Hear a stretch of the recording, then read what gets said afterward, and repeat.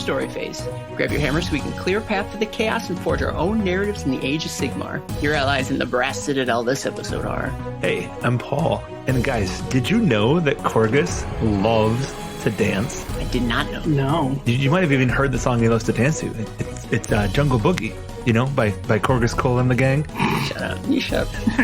And I'm Will. I gotta be honest, this book feels like home. Coming from Iowa, there's nothing I love more than seeing all this corn. And I'm Aaron, and I wanted to say that the listeners mean so much to me that I would bleed for them, but it felt too corny.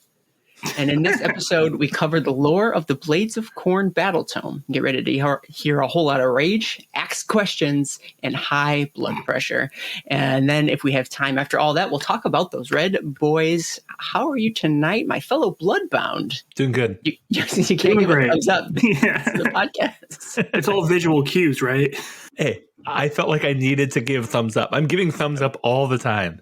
Double thumbs up. You must really liked it. 5 stars.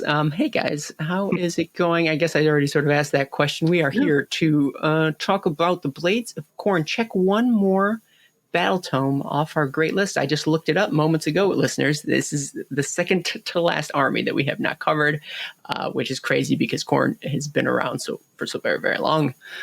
It almost seemed redundant at this point, but it's not redundant for all you Khorne fans. We got to dive deep into the Or Lake of Corn. Yeah, I mean, essentially, I don't want to hold your breath. So get ready for a good one, my friends, dear listeners. But before we do, I'm going to ask these gentlemen, hey guys, what you been up to in the hobby lately? What's been new? Will, let's start with you, kind of going out of order a little bit. Yeah. It's been a while since you chatted. What's up, man? It's true. Yeah. So I have just been painting up my Slaves of Darkness.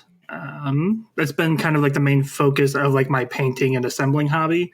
But I've also been spending a lot of time looking at the new regiments of renown and looking at how to make more regiments of renown. I just feel like what they gave us wasn't enough and it didn't cover everything people wanted. Like, for example, there's no ogre mercenaries, and I feel like that's a crime. Yeah, should have been list number 1 on the list. Not wrong. Not wrong at all. Paul, what you been up in the hobby space? What you been doing? Well, I've been working on my Squigalanch. I've been working on it for Path of Glory, Path of Story, so you're going to hear about this a lot because, you know, it's an ongoing project, but it's a fun thing. Harry is also working on some squigs too, which he isn't supposed to be doing because he's supposed to be working on his Dark Oath, but he's working on squigs. And it was funny because we were just talking about it, and he's doing his squigs in a like Bretonian scheme. So he's using masking tape to make like barding and stuff like that. And I think like, you mean Gittonian. True. And he's like, oh yeah, Chris Peach taught me how to do that by watching his videos. And I was like, oh, I didn't think about it, but like my Cathardian Cavalcade also, they're all blind. They have cloths over their eyes. Also using masking tape. Also because I was talking to Chris Peach and was like, hey, you should just use masking tape for that. And I'm like, cool then. So we've got 2 Chris Peach inspired Squigalanch army conversions going for Path of Story. So that's super fun. You're going to have to pay him some royalties. I'm pretty sure yeah. That's how it works. I'm not a lawyer, but get it. Fun stuff. I guess maybe now, do you have any guys? So this episode should come out before Adepticon. Do you guys have any Adepticon thoughts that you want to share with these listeners of the story phase before we hit it up? Any thoughts? Anything you want to bring up? I am super pumped to see everybody. People have been sending in a couple questions about lore and more for the Gibbering Dome, so it's been fun. Not too many rules questions, thankfully, because we're doing narrative, so it's like, all right, we'll be okay. But there's always it's an interesting thing that we learned last year is that we have to kind of cleanse people from the match play rules to play narrative because it's a different battle pack. And so people want to play the match play rules in the narrative games, which is totally fine and great if your opponent agrees to it. But if your opponent doesn't agree to it, then it's like, well, we got to figure out some stuff. So it actually allows for some cool lists where you don't have to have battle line and you don't have to use grand strategies and all this kind of stuff. And so people can do some really fun off the wall stuff. And so answering a couple of those questions of like, do we have to follow battle line? Nope. Do we have to, have an army list? No, you have to have an order of battle, and like trying to define those different things to help make sure that people understand what's going on and like have an enjoyable experience. So it's been fun because we've doubled the size since last year. So we've got a decent amount of questions about that. So that's been fun to talk to people about that and get excited about the event itself. So, Well, Will, you got any thoughts? You'll be there too. Just to add that, twice as many people means twice as much fun, hopefully. And maybe 2.5 as much fun. Maybe 2.5, multiplies. Yeah, exactly. It's exponential. Mm-hmm. There you go. So eventually we're going to reach unlimited fun here in the next few years, but we're just sort of slowly building up to that point. It's going to solve the energy crisis, I bet you. Yeah, that amount of hype, it can't be contained. It cannot. All right, I'm looking forward to it too. This time I'll actually be able to stay that whole day because I think last time I left a little early, but I get to watch the whole proceedings and contribute in no way whatsoever. Just purely mooching off of that enjoyment. 2.4 amount of fun because I'm going to take that last 0.1 for myself. So looking forward to it. As far as hobby goes, I'm not really a hobby guy. What do I do from the hobby perspective? I'm still working on Warcry terrain, those sweet trees and that whole tablescape. I finished the first box finally, Heart of Gur, and now we have moved on to whatever that second box is called, Sundered Fate, which is going to be just a lot more trees. I feel like some of it's a little bit repetitive. I'm not looking forward to that part of it, but I am looking forward to having a table full of weird carnivorous trees that just want to eat you. Who wouldn't want that? Yeah, right? I mean, right? It just goes without saying. All right. So we do have a story phase. We are going to talk about a Battletome, but before we do, I'm going to do my little plug. I'm going to do my little plug for the show that you're already listening to, dear listeners. I apologize for that. But in case you had forgotten, you can find more episodes of this very podcast, The Story Phase, and all our other shows, which is there's like a whole bunch. There's too many to count even. That's not true. There's Dogs of Warcry. It's What the Heck. It's Path to Story. They can find all of those shows at themortalrealms.com. You can email us your feedback at mortalrealms@gmail.com. Or maybe I don't know where the goes, but no. Just keep the off on the email.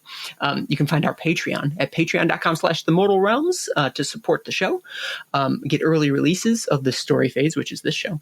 And also you can get access to what is now going to be more exclusive content like the Pocket Realms, which are the short story phases that Davy and I do. I think we recently released one. I've got another one that needs to be edited that I've been putting off. So those are coming back hot and heavy.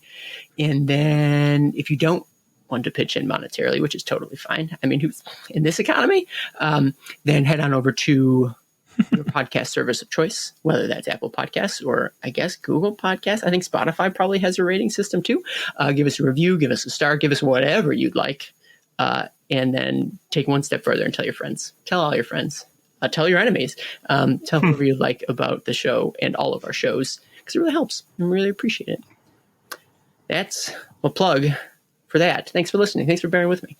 Now we can get into the story phase, provided Paul is willing to take us there. The story phase. In the story phase, we delve into the stories, characters, creatures, and environments of the 9 realms. I knew I could count on you. Thank goodness Paul's here. All right. Blades of Khorne. It's been a long time coming. It's such a storied history in the mortal realms. I feel like we got to dive right into it. But before we do, you thought I forgot, but I didn't. Guys, my favorite segment of all time. And it goes a little something like this. I would like you to provide gift wrapped on a silver platter. Nope, mixing up my metaphors. Your best one sentence summary to sum up. Sum up the Blades of Khorne as a faction, as a race, as a bunch of ne'er-do-wells in the mortal realms. How would you summarize this faction in one sentence? We're going to have Paul, in this case, give us his best shot. Lead us off. Murdering murderers, murdering mundanes for their skulls. Multifaceted. Within them, they contain multitudes. Exactly. Fair enough. Will, take that, absorb it, and then recycle it into your own one sentence summary of the Blades of Khorne. They're just ordinary people. They have to go get food for their family. They go down to the store. They beat some people up. They grab some blood. They grab some skulls. They're just like you and I. More than I care to admit, actually. They're So having yeah, a all right. cannibal. Yeah. It took me a second, but no, I get it. Okay. All right. So one sentence summaries. It sounds like there's some violence involved. There's a little bit of blood, a little bit of skulls, a little bit of involuntary life taking, probably in the mix. Involuntarily life-taking. Is that the most PC version of murder I've ever heard? What happened? Oh, there was some involuntary life-taking. M word, not in this. I mean, this is 2023, Paul. You got to choose your words carefully. Yeah. I mean, I literally used it 3 times in my one sentence summary. Yeah, and I'm bleeping every single one. We only get 10 before we get rated. Before we get rated. The new term is the involuntary skull donation. Yeah, right. Yeah, we're gonna run out super quick. Moiter. All right. So that, with that being said, we can talk about the history of the Blades of Khorne, in that they've been around for so very, very long. They've had, I don't know, they might, after Stormcast, possibly have the most battletomes. I shouldn't say stuff like that if I can't back it up with the actual numbers. I'm sure somebody will correct me at one point. They're up there at the very least. Yeah. And so must be a lot of history, must be a lot of stuff that folks ought to know about those Khorne followers. So let's get to it. Look back. We're going to cast our eyes in the beginning, in the Age of Myth. What did the Age of Myth mean for the Blades of Khorne? How did we get here? How did the followers of Khorne, how did Khorne himself interact with the mortal realms? What was the Age of Myth like for Cornish people? No, those are real people. You can't say it that way. Yeah, I was going to say that sounds. You have now insulted an entire people. All right. I guess. And they live on a peninsula. They have pirates. They're from Penzance. I know these things. They won't be the first, and they also won't be the last. So, all right, Age of Myth, guys, talk me through it. What was that like for these folks? So they were just sort of getting started in the Age of Myth. For the most part, like the demons of Khorne, they were all doing the whole great game thing. All the chaos gods were all fighting each other. They were having a good time. And then as Sigmar started finding the mortal realms, they started finding out about the mortal realms and started slowly getting their way in there just because they feed off emotions. So I'm sure for Khorne, it was a huge party. They were fighting all their best friends, and then they found another party coming along here real quick. I wanted to hop party. Yeah. So I've got an existential question. So is this all Sigmar's fault? Is all of chaos all Sigmar's fault? Would the mortal realms be totally fine if he hadn't just shown up riding this dragon out of space, then started telling everybody they needed to care about things? I will say it's Sigmar's fault in the same way a lawyer would argue your car wouldn't have been hit if you didn't park on that corner. True. Yeah. Kinda, but I mean, who's going to say that? Especially to him, to his face. You did this, right. Sigmar. I dare you. It's interesting from a chaos god perspective, in that they predate a lot of these ages, right? We know that they harken back to the old world, and even time before that. It seems as if they're infinite entities at this point, and so it's hard to even get a grasp on what the origins of these factions are, because they predate time, they predate space, they predate all this stuff. However, as it relates to the mortal realms, as we know, the chaos gods didn't have much involvement or inroads in the mortal realms until, to your point we're making here, is that Sigmar started, founding stuff, adding a little bit of civilization, and with that comes, negative emotion. I think the book makes it a point to say that it's was easy for Khorne to make inroads, because so much of even the most the peace loving, or even with the goal of peace or the goal of order in these mortal realms, it is attained by violence, by bloodshed, and that's Khorne's his favorite thing, basically. Yeah. And so it was almost inevitable that you were going to attract his attention and grant him egress into the realms, because you're doing the things that he thrives off of. And so I guess we're kind of getting to the point where we're getting closer to the Age of Chaos, but I thought that was interesting, or maybe it was noteworthy in how unnoteworthy it was, because I feel like some of the other Chaos gods, we got creative ways as to how they made entry into the mortal realms. It was a little bit more insidious, where at least one of them was always going to be this very obvious blunt force, punch a hole through the realms, because people are killing people, and that's what Khorne ended up being. Yeah. Yep. Yeah, you can't build a city peacefully while your neighbors are orcs. Like, they're going to want to fight you, and as soon as you fight back, Khorne shows up. Yeah. I mean, it's easy to say that to me that like Khorne is the easiest god to accidentally summon, right? Because like Yeah. you just fight with somebody else, right? And like somebody dies and that's it, right? You don't even have to necessarily have obsession or disease or anything else going on, or you just have to be disagreeing with someone else, right? And Yeah. as soon as somebody dies, all right, Khorne cares not from where the blood flows. I think, I know you don't like this, Aaron, but talking about the rules of the game, they didn't go far enough. I think every game you play, regardless of who's on the battlefield, if it's Stormcast and Orcs, you should still generate blood type points and still accidentally summon Khorne. That's cool.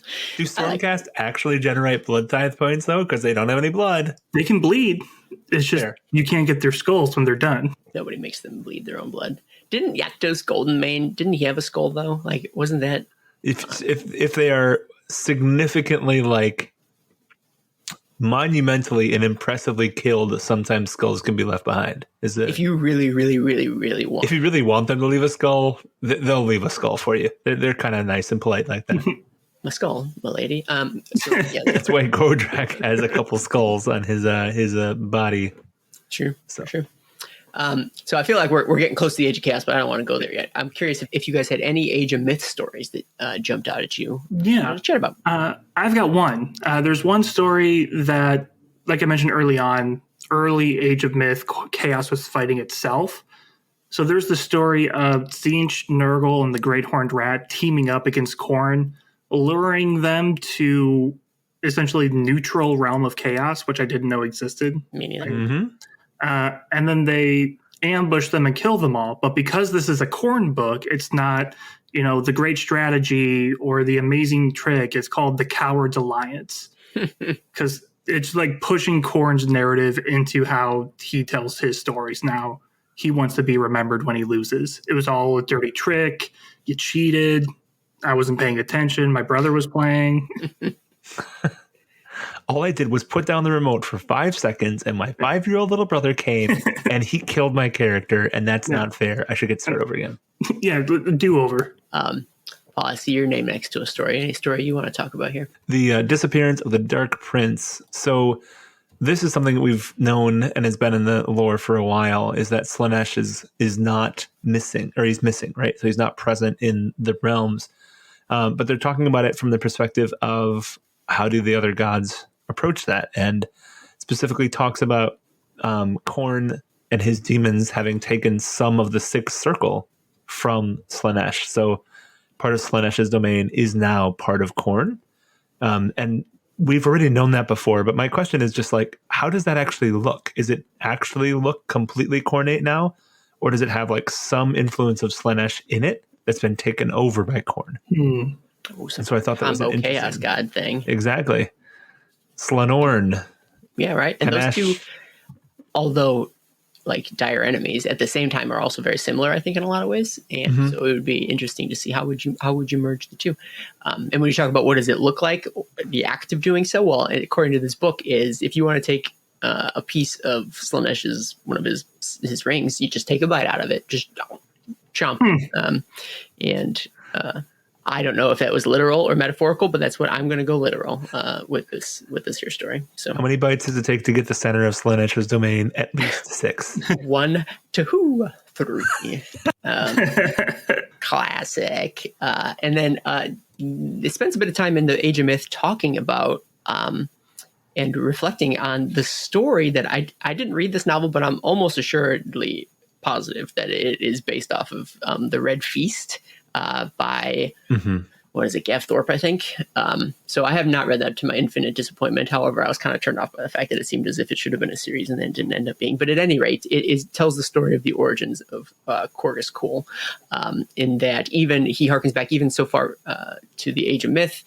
He's some sort of tribal character in Akshi, and then it tells the tale of how he became Corgus Cool, and in becoming one of his like foundational worshippers of Khorne. I'm torn between talking about the details here or leaving it for those of you who want to read the novel and the story. It's a little different from these other things that we talk about. It's just sort of like educational, encyclopedic knowledge, whereas this is actually like story-based. So suffice it to say, it spends a little bit of time getting you introduced to like the fundamentals of Khorne Cool, which I think are probably, again, reflected in that novel. I've heard great things. I know Vint really liked it. I think it's one of his favorites. So maybe I'll get around to reading it, even though I know it goes nowhere. How are you gonna cancel a series after one book? Get out of here. Yeah, it's a good story, and it's really our source of where Khorne enters the realms too.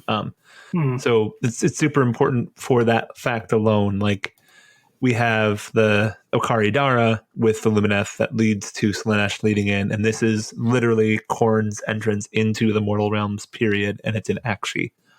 So, also coincidentally, where we have the Stormcast come in, but that's gonna be a little bit later. Sure.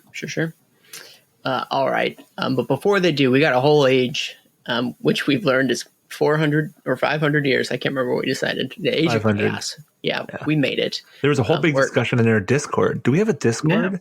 Yeah, we do. No, you got to do it before we ask the questions. Sorry.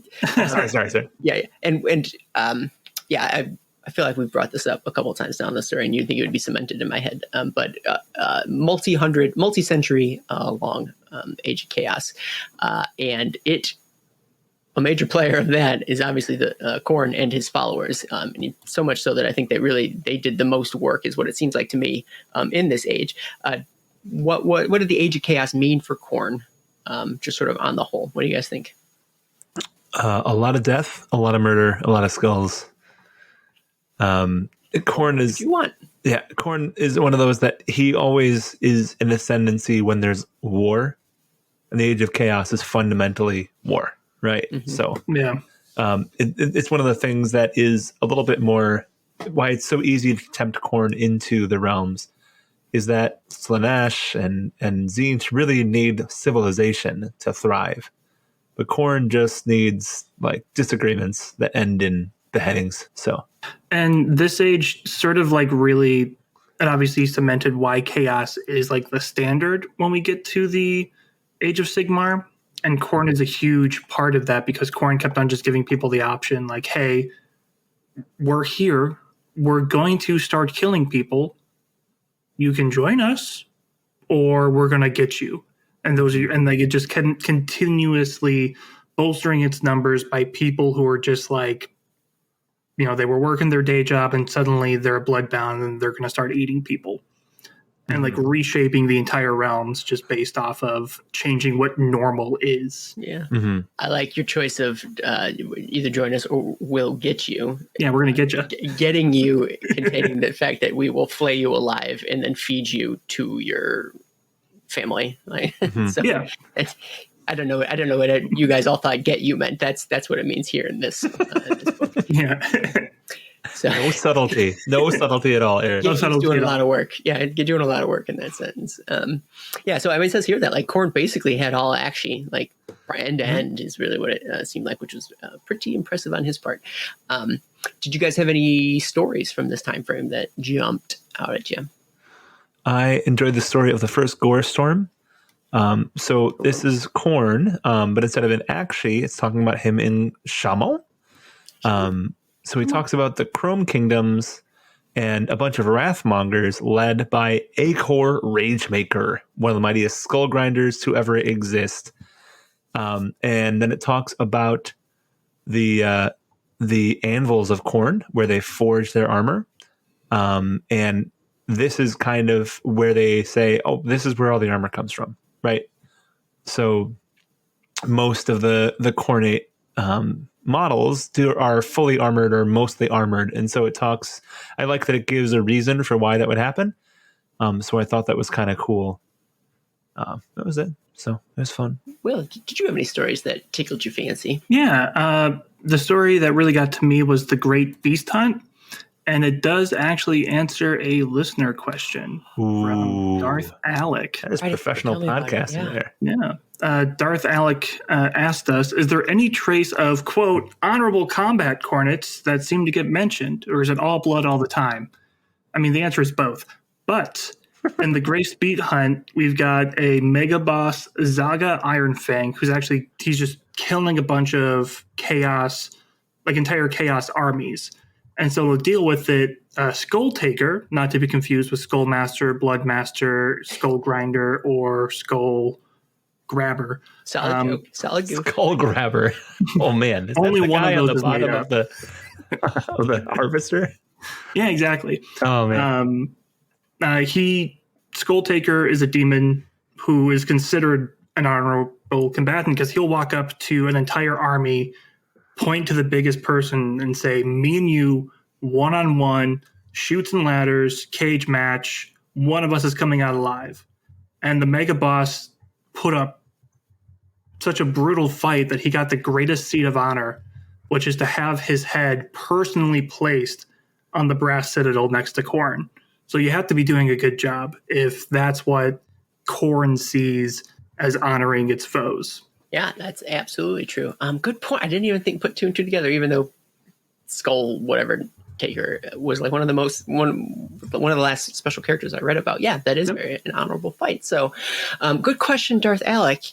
You know what? I love good questions on the show, and I would love if we could get more. No, it sounds like we don't get enough. We get plenty, quite frankly. But if you yourself, dear listener, wanted to get a question on the Moral Realms story phase, I'll tell you how you get it. Here's the inside scoop. I'm going to tell you how you do it, and I'm going to tell you right now what you got to do is you got to hang out on our Discord server, which can be found at themortalrealms.com/Discord. Yes, you heard that right. We have a Discord. Surprise, surprise. When do you have to hang out there? Get this. Here's the trick, actually. You have to hang out there all the time, constantly, day and night, and also some mornings and afternoons as well. Just perpetually just sit there, neglect your job, neglect your family, just watch, eyes toothpicked open for that rare moment when I pop in as if an afterthought and ask, "Hey guys, we're going to be recording an episode. Does anyone have any questions about X, Y, or Z?" And guess what? You were there the whole time. Eyes, like I said, toothpicked open, ready and rearing for any possible question that comes to your mind. And after sitting there for so very, very long, I'm sure you have so many questions that you want to ask us. And so you type them up, I copy and paste them, and then I just trivialize them here on this here episode, just like Darth Alec. It works two ways because you reduce them, but you also treat them as trivia. Yeah, that's correct. And frankly, I was afraid Darth Alec was not going to ask any questions for this episode, but he snuck in under the wire. In fact, I postponed the whole recording just waiting for him to get his questions in. Yeah, so really he truly did.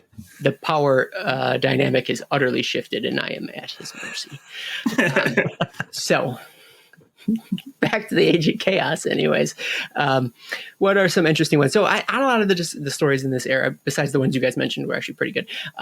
We're just essentially talking about like, hey, here's this faction that you know about, and here's how Khorne followers killed them and like destroyed them. Oh no, like this Fire Slayer Lodge got wiped out, or X, Y, or Z got wiped out. And that's kind of the trend with some of these stories that we're reading here. However, one of the more interesting components of this book is emblematic in the Great Game Escalates, which is to say, I liked actually reading more about the Great Game more than I ever thought I would previously. And this book touches on it a couple times. We brought it up earlier. I'm going to bring it up again, where I was getting the impression reading this story that like after Khorne had basically wiped out a mortal realm, actually, and he has his sights on other areas in the rest of the mortal realms too, but like he's kind of getting a little bored, he's getting a little antsy, and so he turns around and says, you know what, Great Game not over yet. Just because there's these realms out there, I will not be distracted, I will not be deterred. And so he turns it around and escalates the Great Game all over again, bolstered as he is by these mortal realms and the warlike energies making him stronger and stronger. And so I got the impression here that he turns attention back on his brothers, revenge for the tricks that they were playing on him before. And then in doing so, am I wrong? Tell me if I read this incorrectly. In doing so, his distraction made it that much easier for the Stormcast to roll up and like make beachheads in the more realms. Am I editorializing a little bit, or did you guys get that too? I almost feel like this is sort of a not necessarily retcon, but like this is inserted to give us more context to the beginning of Age of Sigmar, because like when the edition first came out, I remember them saying all the mortals of Khorne were kind of like bored or lazy because there wasn't as much fighting. And so this is kind of showing us why there wasn't all the demons there. It's because they're out going to the Great Game, and the mortals are sort of left to like fend for themselves. And since they were split, yeah, I think it does add that extra bit of information of why Sigmar was choosing this moment to strike. Cool. I don't think I knew that before. So whether or not this is new, I can't say, but this is new to me. I was unaware. It seemed as if like it was a minute to midnight kind of situation in the Moral Realms, and it was just tomorrow they were going to fall utterly, and then Sigmar rolled up. But it seems as if I'm reading more about it. That's not necessarily the case. So interesting. They were their own not downfall. That remains to be seen. But they opened the doors for Sigmar to walk in, which is. I was just going to say what you're going to say, which is just a mirror. Yeah, a little ironic. Vice versa, the power dynamic has shifted and history repeats itself. So interesting. That's cool. If I do say so myself. Paul, did you? I don't know if you had anything you wanted to add. Me and Will been talking at each other. I have something for the Age of Sigmar. Ooh, okay. Let's get to the Age of Sigmar. Do it, yeah. Speaking of Sigmar, before we get to the stories, let's just talk about it as a whole. Lightning bolt, lightning bolt, lightning bolt. Stormcast roll up. What were these early days of Age of Sigmar like for the Blades of Khorne? What just generally, how did the scene look for them? Well, early days, it was super great because they had almost defeated everybody. Yeah. And they're like, dude, more people to fight who actually can fight good. Can't wait to take those guys' skulls. Yeah, literally. Yeah. I mean, like Age of Sigmar opened with chasing a random tribe of like 40 people who had been running for days, if not weeks, just hoping to kill them because they were the last people left to kill. And then all of a sudden you get these like super armored, lightning blooded warriors to fight. And it's like, ooh, we have like actual worthy fights. Like that's super awesome and fun. So yeah, the initial reaction was like, this is great. We finally have somebody to fight. Yeah, this is fantastic. And then as it kind of continued a little bit, because they were the army that came in the box next to Stormcast, they were I was going to say punching bag, but it's more like the pig carcass that Rocky Balboa beats up in a meat locker. Whoa. Just wailing on. Like and like still even in like the lore being written to show like, hey, look how cool Stormcast are. They're beating the murder god. 7. They still got to pull off some really cool stuff and still get some really big W's in there. So like even when they were designed to lose, they still did a good job of fighting back. Yeah, no, it's pretty cool the way they fought. Get it? Because Korgus Cool was the guy who was in the base box, right? But also, we learned more about him. He keeps showing up, and this is something that I do enjoy about the way that they write Battletomes is he was a figure that was named in the original box, and we literally haven't seen another figure since. But he keeps getting rules, and we keep getting a little bit more and a little bit more defined lore about who he is and what's going on. And so, like, while Aaron was talking about the Red Feast, right? Like, well, that's Korgus Kull. And then we're talking about the Stormcast showing up. Well, that's Korgus Kull, right? And we're gonna mention him again, dear listeners. So, like, we're really kind of doubling down on like having these characters that mean something and have an impact on the way that the realms work. So, I always appreciate that. I think it's funny that they had to explicitly say that because of like Khorne's blessings, which is how he's so long lived, because he's he's living centuries and centuries throughout all of this. Because like, yeah, you got a named character, you got to keep him around. Especially a named character is awe inspiring as Korgus Kull. I mean, it's one of those cool. Like, I still think it's one of the best models that they've released for AOS. Oh God, yeah, it's just like such a gorgeous, the dog on the chain. So yeah. I love the model just because it's one of the few like named character models where you can also take it with no alterations as the generic version because they just want as many people to use that model as possible if you play Khorne. And who doesn't love a good doggo? I mean, come on. Right? Oh, it's so good. Scratching behind his weird fin frill thing. All right. So from like the early days of Age of Sigmar, did you guys have any stories that jumped out at you that you really dug? We can kind of get a little bit of a redux of the Orb Infernia, which we've been like, again, this is a story that's been kind of seeded back and forth. But Korgus Kull conquered a demon-infested moon, right? Which is cool and very AOS. Your average Thursday, sure. Yeah. I've conquered like 6. But the thing is, it won all Groundhog Day, right? and it went back to the beginning, and then all of a sudden he didn't conquer it, and then he's like, I'm bored of this place. Everything that I did is gone. I gotta go find someplace else. So he just kind of wanders off. Like, Yeah. it's a fun way of moving the story forward, but also like I totally get how somebody's like, but I murdered everybody in all these sacrifices, and you just took them away. Okay, I guess I'm just gonna go for a walk and figure out what to do next with my life. Yeah. And I just leave the moon. You guys aren't playing fair. I'm taking my toys. I'm going home. Exactly. I'm gonna go kill some dudes. I'm gonna go destroy civilizations. All right, see you. Yeah. Looking back on this thing, this is such a wacky story. Maybe in the moment, I probably also thought it was wacky, but the whole world was wacky, and so I just rolled with it. And yes, we've seen a lot of wacky stuff in Age of Sigmar broadly, but like I don't know, this particular story always stood out to me as like a little out of place because it was it was driven by like people, right? Like it was by real life, like voting, if I remember correctly, that big campaign.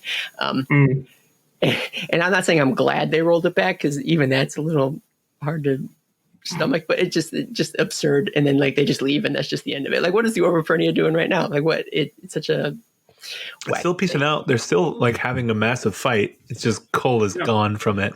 It's still and it still shows up in like Black Library novels as recent as God Eater's Son. Yeah, for example. And anything that's an Akshi. Oh, was it in there? Oh, I haven't read it, so. No, it's a story point. So I won't divulge too much, but yeah, no, it was a great story point, and it had a massive effect on what's going on. So, well, dang, it was already at the top of my list, but now it is on the top of my list. Yeah. Now, before it was on the top of my book list, now it's on the top of my life list. Like, I'm not going to go like grocery shopping before I read this book now. So, I mean, I read like 4 books since then, Aaron. I mean, come on, what's going on here? Come on, man. I can't read. It's that and the biggest secret on the Mortal Realms is that Aaron is illiterate. That's what just revealed right there. I mean, it's why the Story Phase is a podcast and not a newsletter. Exactly.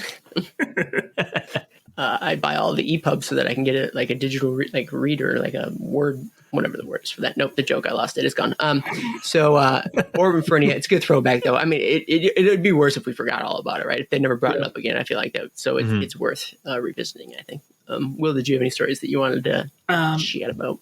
Yeah, the only fun one I wanted to talk about was Exile's Wrath, which is just Scarbrand is fighting Shalaxi Hellbane, the big named greater demon of Slaanesh. With the wild hair. Yeah. Yeah, and like the 4 arms, but still not a spider because it's only got 6 limbs. I know. I didn't say it. I was thinking it, but I didn't say it. Yep. But it's a fun fight. They're fighting each other because Khorne and Slaanesh hate each other more than they hate the other Chaos Gods. It's like their big rivalry. And it says like the duel is cut short when Stormcast show up, but it's not that Stormcast show up, therefore we must set aside our differences and fight them. It's we literally got pushed away from each other. I'll come find you later when we're done with these dudes. I just can't reach you right now. It's sort of like how it's written. Here's my number. We've got a murder date. Yeah. There's 8. There you go. We summoned something. I don't know what it is. Oh, no. Oh, no. All right. That's a good one, too. A lot of the other stories in this early days are just talking about, like, they do, I don't want to say lip service, but they acknowledge the fact that it is around these early days of Age of Sigmar that all sorts of new, we as audience members are like game players, like all these new armies popped up, and like Khorne seems to have been surprised by them too. That like, where did these flying dwarves and these sea elves come from? I'm gonna have to chop those dudes up, right? So like, it wasn't just. I mean, honestly, as we get farther and farther away from it, the early days of Age of Sigmar become less and less just about the Stormcast and more about the forces really of order arising too. Because with Stormcast comes Sylvaneth, come Corrosion, come Fire Slayers pouring out of their mountains, come Ideneth, et cetera, et cetera. So you're not just getting attacked on one front, but really they're coming at you from all directions, in the sky, from the sea, from the mountains. This is fun. I didn't really think of it that way. Yeah. A lot of biomes. Well, and it's sort of a Khorne calling everyone out, because in all of the other battle tomes, they list their great histories. We've been around since the Age of Myth. We've been fighting in the Age of Chaos. Mm-hmm. And then Khorne's like, no, I know for a fact I never saw a single one of you in the Age of Chaos. I would have remembered. What are you doing? You can't say you were here the whole time. I was here the whole time. I didn't see any of you guys. Yep. Yeah. It's like an Atavis's collector. He's like, I don't have your skull. What does your skull look like? Dude, how do I not have this skull? Like, this is my thing. I collect skulls. Like, yeah.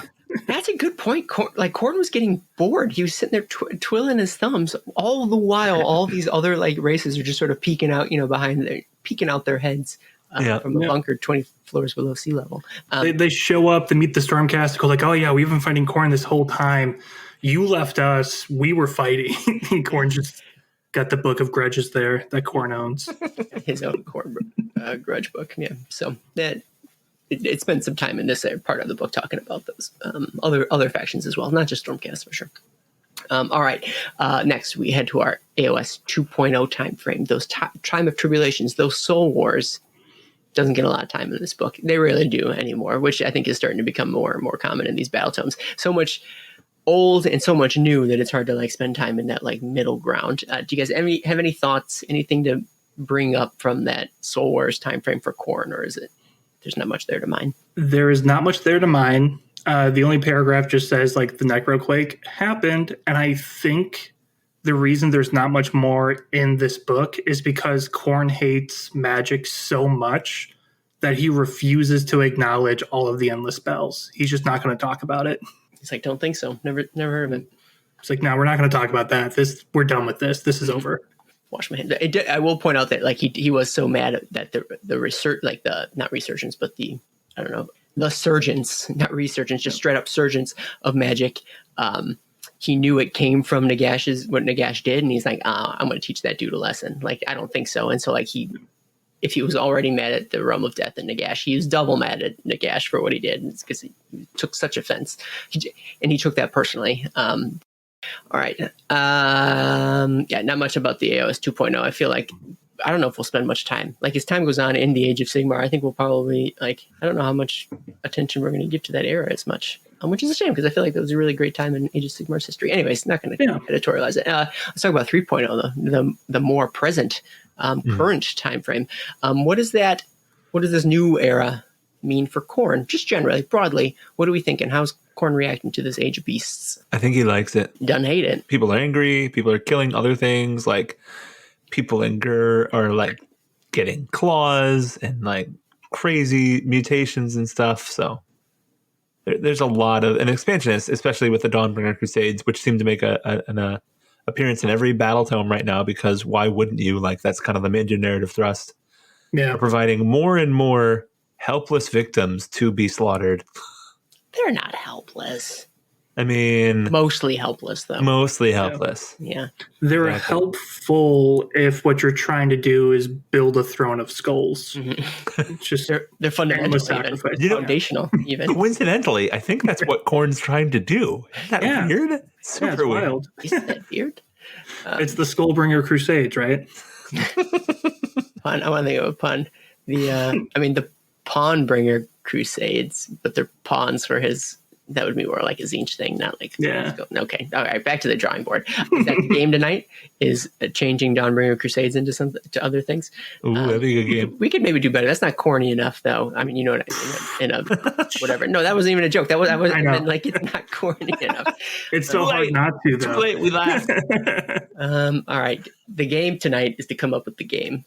So there's that. A great game. So, yeah, I mean, just broadly, like you guys said, it's a very violent era and it's not intrinsically magical like the previous era. So I think Khorne's all about it. And I don't know if there's much else to say beyond without getting into the individual stories. So I'll ask, did you guys have stories that you wanted to talk about? Quinkadinkly, I do. I enjoyed the Wounding the Realms for one thing, because it again ties into the Dawnbringer Crusades, which are one of my favorite things.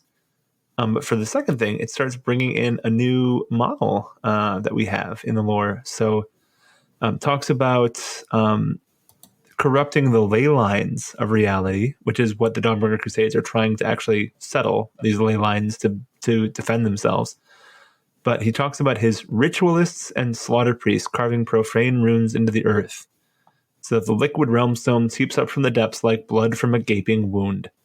And this one talks about it in Hish, so fighting versus Teclis. So that's kind of fun. and fighting versus the Lumineth, and they're like, "Oh, we got this! Like, you stupid idiots! Like, this is our thing. We're totally the ones that put runes into the earth and make good things happen. You jerks! Why are you putting runes into the realms?" But then the Bloodbound runes, they summon flesh hounds, and then bad things happen for the Lumineth. So anything that makes Teclith lose is going to be pretty good for me. So I enjoyed it quite a bit. When you say me, do you mean you, Paul? Yes. Yeah, Okay. in particular. Interesting. I'll keep that in mind. Right on. The only other story in this time frame is very similar to the story Paul talked about, which is the Rabid Rondal story. But before I get into what it is, we got some questions about Corgus Cole again. What? We told you he was coming back. He really permeates through the entire timeline, this entire book. It's hard to get rid of the guy. But Chris Sling on the Discord, and then I think later Darth Alec might ask the same question, but how's Corgus Cole getting on? Is he well? So more of a current, up-to-date update on what Corgus Cole's up to. Get this. He and the Baleful Lords, which is a Khorne subfaction that we'll probably talk about later, are actually attacking Rondal, which is one of the continents in Gur. And what Paul was saying before, they're corrupting these like Dawnbringer nexuses, and in doing so, they're doing it through sacrifices, through runes, like Paul was saying, et cetera, doing all sorts of freak nasty stuff on them. But it's causing this very rivery area, causing those rivers to run red with blood and gore and all, again, freak nasty things that Khorne is all about. And in doing so, it's freaking that continent out. It's unhappy with the state of affairs. It does not like this. It does not care for it. And as we know in Gur, these continents are semi-sentient or some sort of bestial sentience underneath what they're doing. And it's lashing out and it's attacking its already, antagonistic continent siblings. And it's causing havoc. And Khorne's like, yes, more of this, please. And so that was, I guess, their plan in Gur. And it is only presumably possible. It could only be done in this era of the beasts, because the combination of Gur, combination of the Dawnbringer, Nexus E identification, et cetera, et cetera. And so you're wondering what Corgus Cole is up to. That's it. I love the idea that, like, in Gur, the continents themselves, like, are kind of alive. In the era of beasts, they become more angry. And so Cole went, you know what? We have an angry continent. Can we teach a continent to murder? Let's see if that works. And it kind of does. The other thing is that Rondal, not necessarily specifically, but Gur in general, has a lot of weird things that happen. One of the things in one of the novels that happens is one of the rivers turns into a god beast, turns into an incarnate, I think. Incarnate. We read about it. Ooh. So I wonder if one of those blood-drenched rivers might have been an incarnate. Like, that would be a cool little thing, wouldn't that? Blood incarnate. That'd be awesome. I mean, you and I have different definition of the words cool, but sure, I guess. Corcus and I are tight, so we have the pretty much same definition of cool. Homonyms, love them. Awesome. And so I don't know much about this, but we were talking before the episode that we think this Rondal thing might be building off of something else. Do you guys want to talk about the Flashpoint? What we know about the Flashpoint? I don't know anything about it. Okay, so I've read through all the Flashpoints, and they're super cool. It's primarily a bunch of stuff to do with Rondal in particular. And it talks about some Stormcast, the Krakens, and then some ogres, the cleavers, and then also talks about some oryx. But if you look in the maps, and this was something that Will pointed out, there are some Khornate armies that are moving around. It seems to be that they directly tie into this specific entry. They must have, right? Yeah. Mm-hmm. So maybe those same Khorne folks are the ones we read about here in the Battletome, and they got up to some, I will say a third time, freak nasty stuff in Rondal. Yeah. That doesn't summon anything. You have to say murderers or blood or skulls. Yeah. Yeah. Blood nasty. Intentionally, on purpose. I know my business, Paul. Yeah, and I wanted to call it out because I hadn't been following the story of the White Dwarfs too closely, But I did know, like, people always ask, like, oh, where has the story progressed since Broken Realms? And the answer had sort of been, like, either it hasn't much or, like, oh, read your latest White Dwarf for a small story update.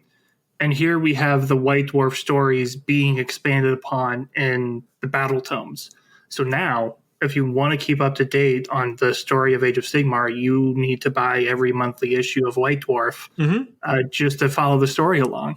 Yeah, I already was. Yeah, every month. So, listeners, you've got homework basically. Is you need to be hanging out in the Discord every single day, which is going to be tricky because then you're going to have to quit your job. And how are you going to afford the White Dwarfs? I don't know. I don't have the answers for you. So this is not actually mentioned in either of the timelines. It's just kind of a fun little thing that I thought was cool. I'll be the judge of that. That's fair. That is literally your prerogative. But this is about the demons, which we don't get much talk about the demons because they live outside of time and space, right? But they're a major component of this battle tome. And so when demons get sent back to the realm of chaos, right? Khorne has nothing but contempt for the defeated demons of Khorne. So they must pass through the gates of the vanquished and be judged by its pitiless sentinel. And then it says, quote, their essence is then banished to the flames of Hellbrass, a colossal furnace fueled by the blood god's ever-boiling rage. Most are broken down and pulled apart in that hellish crucible, but a rare few survive the torment and are granted the chance to rejoin one of the blood legions and regain their honor. All right, so I hear you go, great, wonderful, why are you talking about this? Or right? Because the really interesting thing to me is that we've heard the name Hellbrass before. And the name Hellbrass is actually a chaos champion of Tzeentch from Warhammer Fantasy. And this Hellbrass, he has something called the Breath of Life. That was his signature thing and signature rule. Mm. So do we have a Tzeentchian element within the realm of Khorne playing the great game and recycling these Khorne demon souls into Tzeentch? Because his name was Akold Hellbrass, and the whole thing is called Hellbrass. So yeah, super fun little cool thing. I wouldn't be surprised if the answer is yes, but it's another one of those involuntary donations that he's made. Mm-hmm. Yeah, exactly. To me, this is like, there weren't a lot of things that I was like, oh, this is super cool and like niche thing. But just like the battle place that they have for the Stormcast, and I'm blanking on the name that Malarian made, that the Stormcast train before they become sent it's down. like Gladiatorium or something exactly. along those lines. Where perhaps we have Malarian stealing some of that power. We have something in Khorne's realm that is perhaps tainted by Tzeentch and pulling his power away as well, which again is a super Tzeentchian thing. So see, I saw it as the other way, where Khorne was stealing from Tzeentch since he has been winning the great game up until this point. I was like, oh, what's your name? Akold Hellbrass? I'm going to forget the first part. You're my engine now. I do love brass. Yeah. I'm a brass man. That's true. Very cool. So yeah, that essentially sums up the timeline that brings us up to the present day, I think, for Khorne. First, I'll ask if you guys had any additional thoughts that we missed that you want to... Besides that completely random aside about when demons get reforged. Yeah, good. That's a deep cut. Nothing else. I like that. Okay, so enough of this timey-wimey nonsense. Let's talk about how the faction works. Let's get down to brass tacks. So when it comes to how are they organized? Like at home, how do they operate? Sort of internally. Let's look at them as a family structure. Nope, that's not a thing. So if you were to try to describe how Khorne structures his armies, his faction, how would you go about doing so for the listeners? Imagine a mosh pit. Where you survive by eating other people that are in the mosh pit. So just a regular mosh pit. Yeah, exactly. Yeah, that's a lot of how Khorne organizes his people. There is an actual structure of like, hey, we have people on top, which is the Lord, right? And then we do have this cool thing, and this is something I genuinely appreciated about this Battletome, is that we finally have the number of sub-commanders up to 8. So, Actually, yeah. funny story. It dupes the blood. Actually? That's for sure. Like, is it in the realm of actually? Or is it no? No. Sorry. Actually, Sorry, let me push my glasses up and say it loud. No, it's what Aaron had said, that they duplicate Bloodstokers. which of all the ones that duplicate, why would you do? That's not the one to do. Well, see, because you had, and this is always my thing with Khorne in general, you've got the Bloodstokers who goads the people in the mass, like the masses, and then you have the other Bloodstoker who makes them feel fury, which is different. Which is totally different. Is it literally the same model, but it's just... No, it's literally Bloodstoker is on the left side of the slice of pie and the right side of the slice of pie. Gosh darn it, how did I miss that? So what we're talking about here is the bloodbound side of the house. So Never mind. I genuinely did not appreciate that part. Because I was going, and the reason I know this is probably the same reason Aaron did, because I had the exact same thought. I'm like, oh, they finally have 8. They have all the pictures. And then I was looking at it and like, I was counting how many we had from the previous book, and I counted 6. And I know we added 1. So I was like, how do we get to 8 from 6 plus 1? That doesn't equal 8. And the answer is we counted Bloodstoker twice. And especially if you were going to counter on the Horn, the Bloodstokers are far enough away from each other that you would forget that you had already counted Bloodstoker by the time you got to it on the. So listeners, what we're describing is there's this like wheel in the book, and it's got a mighty lord in the center, and that basically is going to be one of Khorne's generals. But then he's got like 8 war bands underneath, or what are they, gore somethings? I wrote it down. Gore chosen. Gore chosen. So 8 sub commanders, which are essentially your other hero models in the range, and those are leading war bands with their own distinct like abilities and capabilities and responsibilities. And so we're lamenting the fact that of the variety, and there's a bunch of heroes in the Bloodbound range. Turns out there's only really 7, and they tried to trick us by putting Bloodstoker on there twice, but we're too. Do they know who they're dealing with? Do they know who's going to be reviewing this episode? I mean, let's be fair. They did completely trick me. So you two guys were like, no, I'm going to read this twice. Yeah, but you're a cutie. All right. So 33% is still failing. Sure. I hope if you guys, here's the test real quick. If you guys don't have them pulled up right in front of you, and if you do minimize it or something like that, can you name the 7 off the dome? Here we go.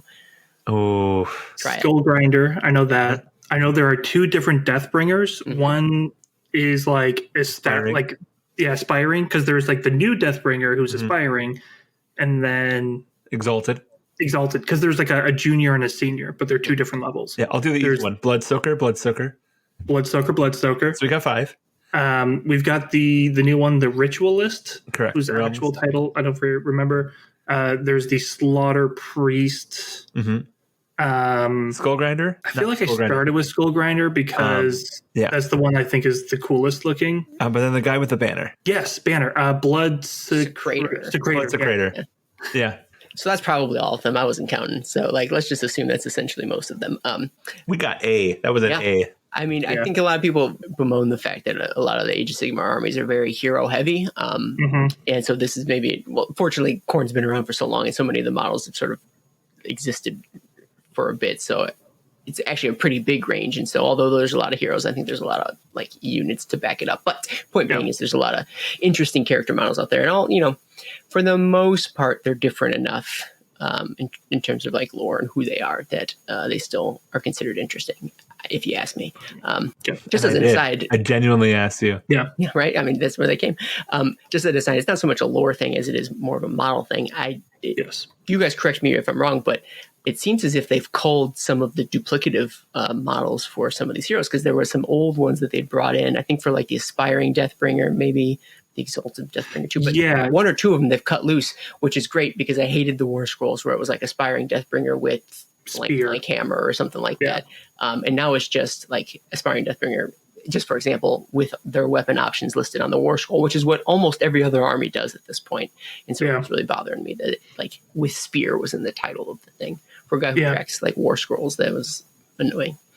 And I think it was the Deathbringers and the Slaughter Priest that were the main offenders of that. Yeah. Mm-hmm. Because I remember the Skull Grinder being cool because it was the only one where there was only one model for it. Yeah.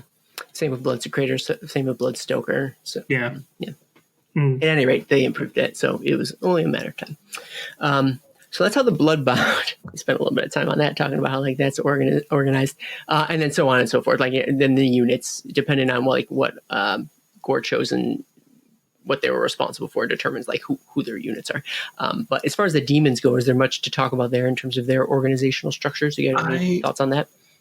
They talk about different structures based on like the different types of demons that like lead certain things, but it's always just like the bloodletters and then just like a beefier version of the bloodletter. Correct. Until you get to the bloodthirsters, which there's 3 different versions of, and people just follow them. There's 3 different versions that have models, but there's 8 different circles of bloodthirsters. Yes. And then there's, of course, the named character as well. So yes. It's very, I think they use the term like pyramidic. Is that a word? I just made yeah. And that like, there's more at the bottom, there's fewer at the top. And you just, as you get up that pyramid with like Khorne sitting at the tippy top, like balancing on one foot at the peak of can you imagine Khorne balancing on anything? That's crazy. He's super agile. Little did you know. And another thing that like, I think I was going to say sets it apart, but it's almost the opposite. Another way in how like Khorne is structured is very similar to the Sons of Behemoth, which is literally the phrase "mightier makes rightier." Mm-hmm. Whoever's stronger is in charge. The thing that I think is cool and unique to Khorne that goes back to like, does Khorne have honor? Is in order to get promoted, you have to kill the person who's ahead of you. But it's not Skaven style where you stab them in the back. Like you challenge them to a one-on-one fight to see who wins. And Khorne says like he doesn't care who's in charge as long as you do it without any conniving or any trickery or anything like that. You just have to beat the guy in a fair fight, and then you get his job and his skull. Now, and sometimes he'll even let you keep the skull, which is like a real perk of the job. My job doesn't let me do that. So very neat. How many skulls have you earned in your job, Aaron? Or did you not want to talk? That would be bragging. Yeah, no, I don't. Fair. It's exactly. It's just impolite. So sorry for being rude. Another thing I wanted to bring up here. It doesn't intrinsically fit into how we normally talk about the faction organizational, but I didn't have a better place to put it, so I put it here. Patron of the show, Dog Tired had a question. They had a couple questions, but I kind of chopped up this question a little bit and spread it out throughout the episode. But anyways, they wanted to know if there was any representation of Khorne or Khorne followers in the book that weren't just relegated to the battlefield. What does Khorne look like when it's not on the field of battle, which is another way to say battlefield, but in maybe a more civilized era? And at first I was like, well, that's anathematic. They're always on the battlefield. But no, the book actually spends some time talking about it, and they bring up these cults of blood. Did you guys have any thoughts? Did the cult of blood jump out at you at all? Did anything you guys wanted to talk about there? Yeah, one thing is actually a few things. Cult of blood have been coming up a bit more frequently in a few different ways. When the Warcry box Blood Hunt came out, it talked about the claws of Karanak and how even people in cities could hear the howls of fleshhounds and then become these cultists. In the Cursed City novel, that's what I was going to say. Yeah, there is a cult for Khorne, like a secret society type cult that's underground. And then with the new model, the Ritualist, I forget what the first name is, but the Realmgore Ritualist, it does talk more about like more culty type of Khorne. So we're definitely seeing a bit more Khorne stuff in cities and like hiding almost, which is kind of anathematic. No, you said it before. I can't say that word anymore. And I want to keep it as a secret and never. The opposite. You would think it's anti-Khorne because Khorne even says like, yeah. Tzeentch and Slaanesh, I'm going to let them take the cities. I don't care as much. But what if I had street fights? That would be cool too. Actually, let's do that. Or riots even. Yeah, step it up a notch. So was Fight Club actually a secret Khorne movie is the real question. More than you realize. So the Cult of Blood actually reminded me viscerally of way back in Warhammer Fantasy Battles. They had these little cults of chaos that would be in the cities of the old world. Ooh. And there was they would convert up a couple models to represent what these would be. And so I remembered the article where they would convert up a butcher's guild that was dedicated to Khorne, with like, old men-at-arms or militia models and stuff like that. So it reminded me of that a lot. And I always like the little things where it ties into the different gods, but it doesn't explicitly say, oh, you're full part of this army now. So that was cool. Yeah. And I think there is a deeper connection to that, because it specifically calls out the cult in Hammerhall who worship the pig god, as they call it, and it's the god of butchery, and it's actually Khorne. Yeah. Well, and then like it talks about like where they're pulling from, like the sorts of people that would be called to this, and it's folks working in slaughterhouses and things of that nature. And then it also mentions, actually, to Paul's point about the Fight Club thing, like he calls to people living in cities who are fed up with like the drudgery of like civilized life, right, and who are called to a little bit more of like a feral lifestyle, breaking out of that monotony and killing fools. Which is very interesting. So I was going to say one more example, just because I really like this topic, is who's really going to go towards the god of killing and blood and murder are the people who are forced to fight, and gladiators to worship the other god of murder. Mm-hmm. Specifically the gladiators in Har Kuran, who are forced to fight against the daughters of Cain. They sort of unionized, and their union rep is Khorne, and they're going to try to fight back now. Which is very just broadly reminiscent of all like other chaos gods, in that like sometimes you're forced to ally with a certain evil because like they're the only ones that are going to help you out when you're against this other threat, right? So like we talked about Gur, and actually maybe it's also a Khorne thing. Like if you've got orcs rampaging outside your door in Gur, and the only way you survive is to be big and strong and to fight back, like where are you going to get that power from? It's going to be from Khorne. So that's one example. Or like you said, in a gladiatorial fight, people are going to turn to chaos for, in the moment, what seem like very justifiable reasons. Can't help it, is what he says to convince himself. All right, so there's that. Good. That was a good conversation starter. Dog tired. Appreciate it. Any other thoughts about any of that? No, because otherwise we'll keep going. We'll talk about just sort of how Khorne interacts with other races or factions or what have you.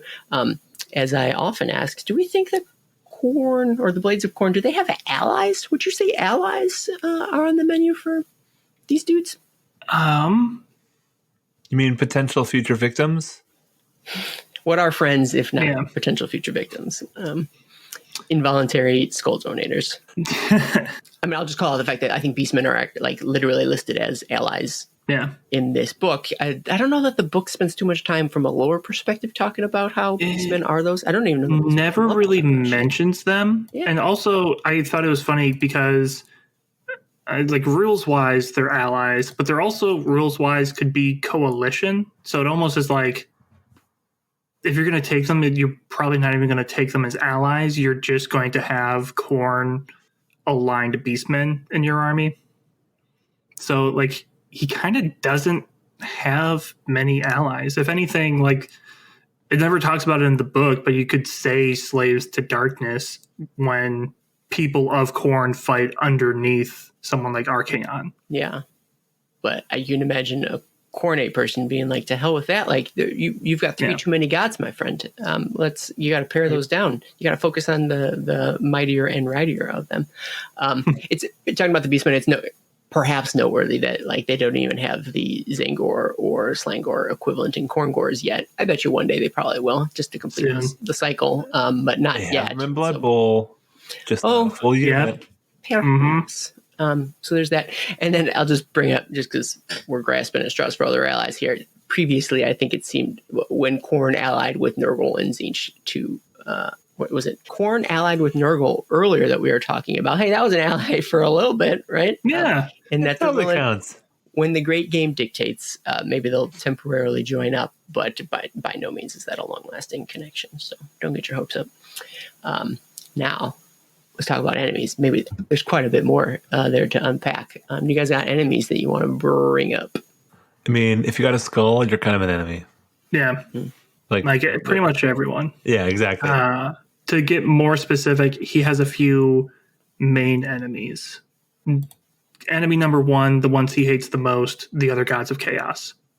which you don't think that would make the most sense, but chaos is chaotic. Mm-hmm. It doesn't follow our rules. Specifically, Slaanesh hates Slaanesh for all the excess and all the pompous running around. Just stand and fight is kind of Khorne's philosophy. And then Tzeentch, because there's magic, he doesn't like that. And then Nurgle, because he's too slow, he's not angry enough. He just doesn't like any of those guys.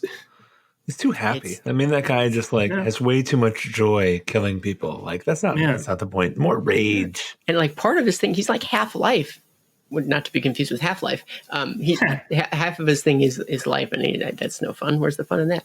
I said it before. I'll say it again. It's ludicrous that it's not Khorne and Tzeentch being the two like at each other's throats. That's downright crazy. I know this is a very old like crisscross, not love triangle. Again, this is a podcast. Yeah. Nobody can see nobody the can finger see things the fingers that I'm making. But I mean, frankly, just change it. You had a whole new world or a whole new game system. You could have just changed it. You should have just switched it up. You dropped the ball on that one, G-Dub. I'm sorry. And so there's that. Additionally, you know who Khorne hates? Wizards. Actually, to my point about hating Tzeentch, he hates that magic. Can't stand it. Dishonorable. Not a big fan. Doesn't care for it. No, unhappy with it. And in fact, a lot of this book talks about how he's got so many hunters and followers that are their sole purpose is to enact his vengeance on folks that Khorne particularly hates, which is to say these wizards or, sneaky, underhanded folks out there too. We may touch on a few of those entries in the book later on, but the idea is that Khorne will seek you out and take you down because that's how much he hates magic and sneaky backstabber dudes. So he probably hates Skaven quite a bit too, now that I think about it. Oh, yeah. Not a big fan of that either. I mean, he looped them all into the Cowards Alliance. He doesn't care for anyone. No bueno. Now, speaking of wizards, we got a question from Discord member Rogue Michael. This is a thought-provoking one. They ask, why does book pretend Khorne ain't a big old wizard? And you know what, Rogue Michael, you got a point because there's a little bit of magic being sprinkled in this book, whether Khorne likes to admit it or not. He's got what are they called? Invocations. These judgments of Khorne seem a little magical to me, if you ask me. He's got priests now doing some chants and incantations. He's got this new guy that we're going to talk about later, whose name the rituals magic. Who are you kidding, Khorne? Has it ever bothered you guys as much as it bothered me and my new best friend Rogue Michael? Yeah. Also, he conjures like skulls to throw down into the realms too, which is a little magic-y, a little bit. The book also does kind of answer this a little bit, or at least calls people out specifically. And I'll talk about this group later more, but there's a new subfaction called the Flayed, who they use like blood runes to get demonic power, and even says a form of magic. All the other people of Khorne don't like them because they're like, demon runes, that's magic. You don't like that. But their response is like, well, everyone's trying to become a demon prince. That's some kind of magic. You all are hypocrites if you can't let us do blood runes. Yeah, true. Oh, it's magic. And don't they even say that like we're getting power directly from Khorne himself? So it's they don't even consider it magic, but rather it's like direct a pipeline from Khorne, like a boon from him. It can't be magic if the guy who's giving it to us doesn't like magic. And I feel like calling it magic. I'm calling it something else, so it's totally fine. Yeah. Calling it runes, just like dwarves, right? That's why in the other Warhammer setting, some other factions can have people who cast spells as long as they don't call them psychers, they're fine. Because that's not magic. It's completely different. Yeah, it's not magic. Yeah, true. And a third category of enemies for Khorne, wusses, pansies. Does not care for him, and you're in for a rude awakening if Khorne catches him, or a rude not awakening. Yeah, because you did. Did you guys have any other enemies that? I'm sorry, I kind of monopolized those a little bit. Did you have any other enemies that you wanted to bring up? This is one of those things where it's a little surprising why like Fire Slayers aren't like kind of like his non-particular favorites, because they just like get really angry and they use runes too. And they like to kill people, and right? Like they're big in it. If anything, they're allies. Yeah, exactly. You would think they're as close to allies as Khorne gets, maybe. So. Who's that? Kissing cousins. There you go. January. Yeah. Oh, I think they both like axes are big on both sides of the. Exactly. Yeah. True. And you know what? Since we're talking about the Fire Slayers and the fact that they have whip weapons, and then we Sure. also have Khorne guys with whip weapons. Ask it if you want. Yeah. Yeah, we got a listener question from Kazdak. I think that's how it's pronounced. Correct me if I'm wrong. I think new listener question. I don't know that we've got one Oh, from yes. Scott. Yeah. He still has like the little leaf symbol that means he's new. Oh, okay. I don't always catch Ooh. when someone this is their first question, so folks don't hold me to this, but this is one that I'm pretty sure is true. So ahead. Kazdak asks, who wore it better, Wrathmongers or Hearthguard Berserkers? I, of course, refer to their chained weaponry. I'm curious what you guys think. I gotta say, I would have to go with the Wrathmongers. Like, Agreed. their chains are super crazy, and they're like above their head, which makes them even taller. Whereas the Hearthguard is like, you're up to your head. Which, let's be honest, is not that far from the ground. So it's really not all that impressive to me. So this is a short guy joke now. I take offense to this. I'm on Team Hearthguard Berserkers actually. Ooh, And Kenny is type going to and like talk at you. the same time, so it's going to be hard to mute this. Berserkers, because I got to look them up. It could be. Oh, I prefer them. I need to look them up. The pikes are a little wacky, a little wonky looking. Yeah. Do you change your opinion? I don't, because I don't like the Wrathmonger, like the curve of the chain over their shoulder like this. I'm not. I don't like that as much. I'm going to go with the Wrathmonger because their entire look fits the chains, whereas the Hearthguard, they look like the rest of the Fire Slayers, but with chains.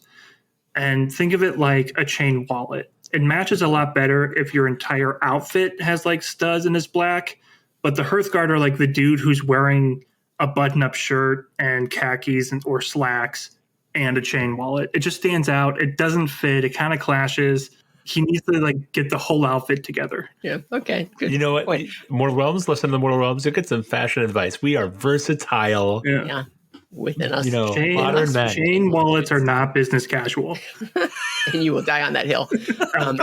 I'm going to change my answer, guys. Get this.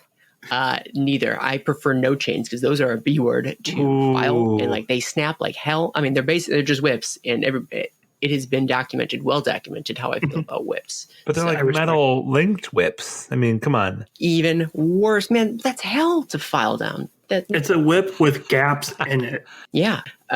So yeah. Also, good question. Good job, Kazdak. You're on the board. All right. Do you guys have any other structural organizational thoughts about the faction before we get into some of our favorite units? Oh. Let's do it. All right, guys, let's talk about some of our favorite units. Did you guys have any favorites in the range? It's a big one. So first come, first serve. What are things you guys want to talk about? I am going to take the newest model, the Realm Gore Ritualist. I like it for a few reasons. First, we kind of talked about how it's less fighty Khorne, which is good because there are so many different types of Khorne models, which are this person fights good, and he also tells other people to fight good. And it kind of blurs together a bit. And here we have someone who is doing a different tact of spreading Khorne. The other reason I like this unit / model is it's Lady Khorne. We've got more female representation. Still beefy as heck, but it's always nice seeing it like not just scattered into unit models, but actual hero models getting more and more rep. On top of that, we do have a question from patron Dog Tired. Thanks, Tired. Yeah, thank you. Does the book talk about anything else other than Khorne people being fighty? Other than the examples I gave earlier, no. But the Realm Gore Ritualist is actually a good example of this because their whole purpose is to bleed the realms in a way. Sort of doing what the Lumineth are doing, but instead of making things orderly, they're making things more chaotic and bloody as a way of spreading Khorne's influence. They're still going to be fighty. Obviously, they still sacrifice people. They still try to get as many blood and skulls as they can, but their whole thing is carving blood runes into the earth itself, which is definitely a different strategy than everyone else. Yeah, it's noteworthy because I think the closest thing that the range had before this was the Slaughter Priest. And if you look at the Slaughter Priest with his big axe bigger than me, wielding in his two hands, you'd never argue that dude was not fighting. Or the hack blade and the ball and chain also held to file. So like even like a priest, their priests are still looking to throw down, which is not to say this guy isn't, or this guy or gal isn't, but it definitely lesser so. And I think somewhere in the book it highlights the fact that they're slighter of build, like they aren't going to be able to like physically go toe to toe with folks, but the rest of their warband or whatever know not to mess with them for X, Y, or Z reasons because they're gonna bleed you dry. So that's why I included that question here. Cool. Other Realm Gore Ritualist question or thoughts? Paul, did you have a entry here that you wanted to talk about? I prefer the Wrathmongers. I've always thought they're super cool models. I put together the models themselves, and I think they're super cool. So I would definitely go with them. Incorrect. Yeah. Too much whip. It's double whip, and they're like whip hammers. I mean, they're not just like straight whips. I mean, like look at those hammers. Would you call them cool whips? I would call them MC hammers. Okay. This is we got to stop this now, right now. Davy's going to flip out. All right, well, that happened like 17 minutes ago. I don't want to forget to talk about the Claws of Karanak. So here's the deal, listeners. I haven't listened to Dogs of Warcry in a bit, but I bet you they probably talk about it. Or if they haven't talked about them, they probably will in the future. So I reckon that would be a great source of lore on these. And if they had no plans to, too bad. Now I put the call out. Now they have to talk about them. Yeah, so I have that power here in the mortal realms. So we won't go as deep into. There's a lot more, I assume, if they're anything like any of the other Warcry factions, about the Claws of Karanak in those books. But what we find out in this battle tome, anyways, is that, and by the way, Chrisling specifically wanted to find out more about Claws of Karanak. They ask anything new on the Claws of Karanak themselves. I don't know if any of this is new. I'm positive it's covered in Warcry. But all that to say, there are these human followers of Khorne with the Age of Beasts, I think, alongside like everybody's hearing the howling of these, what are they, Fleshhounds? These folks are taking on whether a bestial nature, like they're actually like getting more quadrupedal, sort of taking on the form of these Fleshhounds, or whether they just venerate this named Fleshhound, Khorne's his prime hunter. They really respect the guy, and so in doing so, they are particularly feral. I kind of hate when books talk about like, well, yeah, Khorne followers very feral. However, these guys even more feral. Like you just turn it up to 11, I guess. Colin Farrell. Yeah, Colin. Yeah, don't even get me started on Colin. A big Khorne follower, actually. Yeah, he'll cut your head off. Anyways, all that to say, so there's this new battle line group here, but it's neat because I think they were trying. To me, it's clear in this book that they're trying to branch out as to what it means to follow Khorne. Like they're trying to get more, unique. It was kind of single tone, I think, previously, a lot of the Khorne stuff. There's only so many different ways you can give somebody an axe and like red armor and stuff like that. So I think they're doing a fairly good job, at least from the visual aspect, trying to come up with unique ways to present Khorne followership. And this is a great way to say that, or a great way to do so, in that like we've got these really diehard, dedicated like worshippers of this particular demon type as well. Did I miss anything about the Claws of Karanak? I feel like I glossed over some. No, I think that kind of covers like the majority of what's in the book. If you want to find out more about like how they're structured or things like that, the Warcry box, Blood Hunt, or the Dogs of Warcry episode about that will be a better source of information than this battle tome was. Yeah, true. So this is one of many things, whereas that was really a big spotlight. I just think of like how they've covered some of the other war bands in those. Like they do a pretty good deep dive, if you ask me. All right, cool. We've got some more listener questions about some of these other dudes in here. For example, Domir, reminder, patron of the show, still is. Thank you very much. They ask, since we were just talking about Fleshhounds, are Fleshhounds the goodest boys? My vote is yes. What do you guys think? Unfortunately, Archibald the Gryph-hound is the goodest boy, but Fleshhounds are in the top tier category. Ooh, okay. The only reason I'm not going to say yes 100% is Flesh hounds, they don't cuddle as much. They're more likely to bite you regardless of if you know them or not. And it just docks a few points. Sure. overall. In my book, that's a pro, not a con. It's a feature, not a bug. You Fair really got to enough. work for it. Right? I don't want just anyways. Paul, what do you think? Flesh hounds, goodest boys or just good boys? Well, I think that Karanak would have to be the goodest boy because you can scratch behind his ears 3 different places. Oh my gosh, but I only have 2 hands. But the 3 of us could do it together. What a bonding experience. Yeah. And then we go take some involuntary head donations. Yes. All right, cool. What are we missing? What other questions do we got out there? Okay. I got one from Darth Alec too. They ask, do they, okay, so he asked a broad question. Do they, the unspecified they, forge their armor now, or is it still the congealed blood into metal that they had before? So apparently that's some story thing that they had. In the Blood Warriors entry, they kind of talk about what he's getting at here, which is why I brought it up, in that it sounds like there is such a thing as congealing your own blood to make your plate armor. Gnarly. There's a lot of iron and blood. Yeah, I guess. But then it also goes on to say that some do it that way, but then also some just get hurled into the realm of chaos where they get to make their, or they are gifted hell-forged armor as well. So I don't think it's a universal supply chain, your own congealed blood. I think there's some diversity in how those might get their armor. So I don't know if that's different than what was there before, but I think in the entry where they fought in Chamon and they got all this metal, and then they're actually forging stuff too. Yeah.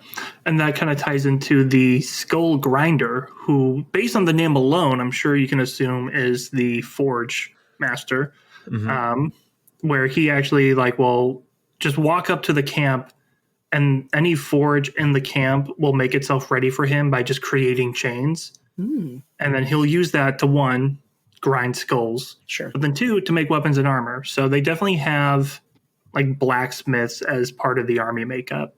Some people may get cool blood armor, but there's still a few people around who do it the old-fashioned way. Yeah. Real traditionalists. I get that. Cool. Any other... Which ones were your guys' favorites? I feel like we've done some due diligence talking about the questions, but did any stand out? I guess Paul talked about his favorite. Will, what was your favorite out of all these? It is a hard question for me because, 1, the names blend together a lot. Because I have no idea what any of these are. There's blood thirsting, there's blood mastering, there's Don't blood forget to stoke letting. it. You better You stoke can it. stoke it. You can crush it. You can secrete it. Blood secretor. Which one of these Ew. is not like the others? Which one isn't a real thing? Yeah, it's secretors, not secretors. But I'm just going to go with your classic Deathbringer. There's different levels of it, but it's just a dude who he doesn't care about leadership. He's not a priest. He's not a ritualist. He's not doing this or that. He's got a big axe. He knows how to swing it, and he's trying to be a demon prince. And I can vibe with that. He knows what he wants, and he knows how to get it. Yeah, right on. Don't invite him though to a bring a dish dinner though. You know what he's going to bring? He's going to bring death. He's going gonna bring Will it not end well. again. Oh my gosh, yeah. So one note. All right, my favorites. I asked a question about the flesh hounds, but I think the flesh hounds are probably my favorite because they're such good boys. And the models are fantastic. And it seems like to me that I don't know if they were overshadowed. It was so long ago when they first got released in that Slanesh corn box, whatever the name is. I can't remember. Wrath and Rapture. No, I do remember. Yeah. And I feel like they didn't get their due when they got released. And so I think they're such good boys, good models, good times. So flesh hounds are probably my face. All right, moving right along. Let's talk about some of these sub factions. I don't know how the sub factions used to exist before. I feel like that I used to know some. I kind of have a corn army, kind of, and so I was aware of some that don't seem to be on the list anymore. And I think some of these are new. So I'll ask you guys, which ones were your favorite and why? Please explain your answer. I like the Baleful Lords because of their color scheme, which that's super cool because they have black armor, which is something we really haven't seen. So the black and red, as opposed to red and black, which is a completely different color scheme. But they are basically like the baddest, as in like the coolest and the best. Like I'm using some like hip slang here to get my point across. But they are the most effective of the bloodthirsters of the legions in general, and so they get thrown in against the mightiest warriors to go and really take some skulls because they're awesome like that. So One thing I love about their entry, and I think the Baleful Lords are one of the new subfactions. I believe that's true. And I don't know if that's like new just game wise or new lore wise either, but when we were talking about Khorne winning the great game up until this point, it's because of the Baleful Lords. Their full-time job is fighting in the realm of chaos. They take breaks to go to the mortal realms to fight the biggest people in the mortal realms just to like stretch their legs before they get back into it. So they're let's go on vacation, right? Like I'm tired of just like beating up on demons. Let's go like actually kill some things that don't come back in 1,000 years, please. Yeah, fighting a bunch of Draconith. I could use the break. Let's do it. Oh no, guys. It turns out the Baleful Lords did exist previously. It sounds like they are from the Wrath of the Everchosen book. So I think they had some subfactions in that like that campaign book, and I think they got promoted to like full-time Battletome here. So interesting. Has there not been a Khorne book since the Wrath of the Everchosen? Same thing happened with the Gloomspite Gits though. But like the Jaws of Mork was I think it was a White Dwarf actually subfaction that got promoted to the Battletome. Interesting. All right, very cool. So, I mean, so it's new maybe then for a Battletome for Khorne, so noteworthy. Yeah. Mm-hmm. I like when they come up with creative reasons why they introduce a new thing that should have always existed, but we've never seen it before. And so the Baleful Lords did what Will was saying is that like, oh, no, they were busy in the realm of chaos, which is why you weren't seeing them. And now they're here. That's why they're here. That's a pretty good reason. That's a good justification, I think. Yeah. So good faction. Will, did you have a fave that you want to talk about? Yeah, I'm going to go with the Flayed, only because like some of the other subfactions are like, these people get the most blood and these people get the most skulls. And I those are the ones I would have to talk about, Will. Thank you very much for making it. You're welcome. Yeah. It's going to be so much harder for you. But the Flayed, their focus is more on like Khorne as a religion. I mentioned them before, like they actually try to get Khorne's power through demonic runes, and their focus is on like the slaughter priests and the ritualists and all of that. They're led by just such a cool named character, Draxkala Gore Speaker, which almost sounds like an orc name. Kinda. She calls the Draxes, and she calls herself the Queen of Slaughter, which is why I thought it was cool. But yeah, just seeing that like there's more to Khorne than just bloods or just skulls. Like it is a religion. He is a god, and he's got his faction that are the ones that worship and pray to him the most. Sure. Some like Will's unceremonious joke before, but some of these subfactions are specifically about like, all right, well they're really good at collecting skulls, or like they like go after the biggest and baddest skulls, which is it can be their shtick. Everybody can have a shtick. That can be their shtick. It's worth mentioning that Corgus Cole's subfaction is the Gore Tide, which are essentially like the default vanilla Your Hammers of Sigmar faction. So I'll bring them up so everybody knows who they are. Everybody knows who the default faction is essentially. So I think the Gore Tide is literally like it's like a nationality almost. That's how many of them there are. Like it's a huge civilization isn't the word, because it's opposite of that, but and so it's this Gore Tide, obviously spending most of their time in Ashley, because that's where Corgus Cole's hailing from, though I think a lot of them now are in Gur because they're doing Gur stuff. But they are the embodiment of really everything that Khorne holds dear. And so if you thought that for whatever reason Khorne wasn't going to have a default subfaction, surprise, they do. It's this Gore Tide. I guess I won't keep going. That defeats the purpose of everybody having one. So there's some other good. If you like taking skulls, go ahead and take the skull taking one. What are they called? The Skull Fiend Tribe. Yeah, so maybe check that one out if skulls are your thing. But if they are, maybe you should go talk to somebody. I don't think that you should be concerned about them. I'll say one thing that does bother me is the Skull Fiend Tribe has like black armor, but the Flayed have skull colored armor. And it's like, I feel like that should be switched. Oh, geez, good. That's good. No, that's what we're here for. It's those biting critiques. Yes. For sure. Love it. All right. Special character time. There's a lot in this book. I'd be curious to know which faction is the most special characters. I bet you this is up there. We don't necessarily need to go over all of them because there are so very, very many. But did you guys have any fave special characters that you wanted to gab about? I mean, I like Cool. He's pretty cool. Yeah. He's got a great model. He has a great story. He's got some evolution going on throughout the Mortal Realms. Like, I just think he's cool. Let me pause for a sec. That's a good reason. And you preemptively answered the question I'm about to ask, but I should have led with another one from Domir, patron of the show. Thank you, Domir. But they ask, what is the best character in the Khorne book for story reasons, which frankly are the only reasons that matter. Mm-hmm. True. So recontextualizing, it sounds like you like Korva's cool for many reasons, story reasons being one of them, the only ones that matter. Will, did you have a favorite character for story reasons? What's the best? Honestly, it's Korva's cool. Yeah. I love, like, I don't know. He's such an intimidating presence. And I also just kind of love, this is going to sound like I'm dissing him, but he's kind of like the Be'lakor of mortals. Because all he wants in the realms is to be a demon prince. That's his whole purpose. There are people who can become a demon prince after like one decent fight. This dude has been killing in the name of Khorne since the age of myth. He's been killing it for sure. He's been crushing it. He's like the number one mortal in Khorne's entire army and has been doing it for over 500 years. And Khorne's just like, not yet, bud. We'll review next quarter, see if you're eligible for the promotion. I was going to make that joke. Yeah, no, agreed. Talk about a crass ceiling. Right. Like, I wonder how many of his followers have been promoted before him.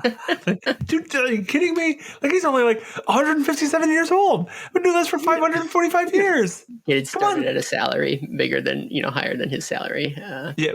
But his retirement would be super awesome at this point. I mean, like, after you work for a company for 500 something years, right? Like, is it going to be awesome? I wouldn't be optimistic. They're going to close. He's going to have a place of honor, his skull right next to Khorne over there. You got it. His IRA. It's going to be freaking awesome. Yeah, Korva's Cole definitely is the best. In that he seems kind of like the default answer because he's been around for so long, but I think that is what makes him great. He's to some degree is a known quantity, but like he also shows up the most in the book and like does the most moving forward. Mm-hmm. True. Yeah. Like I feel like the whole faction sort of turns on his wheel. That's not a phrase. I just made that up. But point is he's a turns on the fulcrum of cool. Yeah, I was going to say, I was trying to use the word fulcrum in there. That's exactly what I was thinking about. Anyways, but I'll talk about Karanak because we talked about the claws of Karanak. We talked about how the Fleshhounds are probably my favorite in the range. So Karanak is Khorne's personal hunter. He's the goodest of the good boys. He's got 3 heads. He's a Fleshhound or something more than that. I never really knew what the heads meant. Can it just be 3 heads? Is that not enough? Is 3 heads not just imposing? But no, they each have their thing. They gotta have their things, right? And so one of them is, so since he's his hunter, he hunts down craven, warriors or magic users, or there's no rhyme. No mortal could comprehend the rhyme or reason as to why Khorne would send Karanak after somebody. And one of the heads sniffs them out. He talks about smelling spore. I mean, he could just smell the blood. It doesn't have to stoop down to the level of smelling spore. But so be it. It's a hound. It smells really good. That makes sense. I understand that. I can grasp that. Next head sees through time. Wait, what? That seems like a step beyond what a head ought to be able to do. And like the one head is like, I'm smelling poo over here and you're seeing through time. What the hell? It seems like a disparity there, but that doesn't stop at that point. The third head can read dreams. Again, way more impressive than somebody who's smelling. In other words, the feces, I think. I was trying to think of a third word for what that is. That first head got a raw deal. Yeah. Poor doggo. He's seeing dreams and like thoughts and stuff when he's hunting down his prey. You can't escape in your own mind. You have to go crazy if you literally want to hide from this dog. And also never go to the bathroom if you want to escape him. So those are the 3 heads. I learned something reading this book. Do you know why Karanak's so good at tracking? I can't even guess. Tell me. Because he's a bloodhound. No. Yeah, okay. All right. I wonder if that's even where they came up with, like, in terms of like having hounds in the first place. I wonder if that was the original idea of a flesh hound, however many decades ago when like they were invented. Maybe. We can't be the first people to think of it, right? Like, yeah, I have to assume so, because I assume they were like, oh, because everything else starts with blood. mm-hmm. They probably went bloodhound. Oh, actually, wait a second, guys. Yeah. There's something there. We're onto something, but why wouldn't they? I mean, why wouldn't they call them bloodhounds? Though they've already proven they have no hesitation to add blood in front of everything. Anyways, any other special characters that you want to bring up? There's a whole bunch of them. Valkia the Bloody, I like, just because she's fierce, she's strong. She'll take other demons and make them her shield. Mm-hmm. And this book, it does it again, where it says that she was killed as a mortal and is reborn as a demon of Khorne. But her war scroll still says mortal and doesn't say demon. I don't know what the deal is there. Thank you. I want to. I'm for these observations. Yeah. Well, I just remember it happened the last time, so it's like, I'll look to see if they corrected it. Nope. It specifically says she was reborn a demon, and then also specifically doesn't say demon. No such luck. It's noteworthy because a chunk of these folks did come from the old world, but given that they're demons, I am more okay with them being ported over, because like the very nature of being a demon is that you can sort of persist. And so I'm wishy-washy about how generally I feel about the old characters being brought over, but demons make pretty good sense to me, so I'm fine with it. Yeah. It would be nice to see more new models. I guess Skull Taker's new. That's a new model, but the rest of them are pretty old, I think. Yeah. Though Anfrin Grimm, Scylla Anfrin Grimm, does have a new Bloodbound or Blood Bowl model, right? Oh yeah. So, anyways, carrying on. So, did you guys have any other thoughts before I ask more listener questions that didn't seem to fit anywhere else up above? No. All right, I'll start with an easy one, just to get to prime the pump, so to speak. Dog Tired, patron of the show, asked another one. Thank you very much. Does Khorne like blood or skulls more? What do you guys think? Blood or skulls more? I think skull. He built skulls. I think he built a throne out of skulls. He's not sitting in blood, pants all wet. That's exactly the answer and reasoning that I was going to give. So Yeah. Also, Khorne cares not from where the blood flows.